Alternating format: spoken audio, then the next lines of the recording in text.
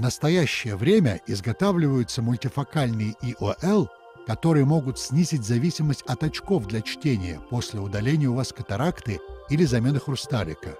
Эти линзы корректируют пресбиопию, из-за которой люди в возрасте старше 40 лет теряют способность читать или смотреть вблизи.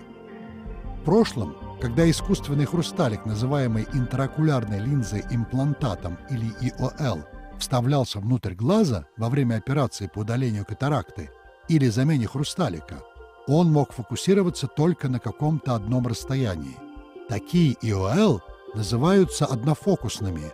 Они позволяют глазу хорошо видеть либо вдали, либо вблизи, но не на оба расстояния одновременно. В настоящее время в продаже появились мультифокальные интраокулярные линзы. Такие линзы корректируют как ближнее, так и дальнее зрение. Причем как дальние, так и ближние объекты могут находиться в фокусе одновременно. Многие люди привыкают к мультифокальным IOL очень быстро. У других же поначалу несколько нарушается чувство равновесия, но уже спустя несколько дней или недель наступает привыкание.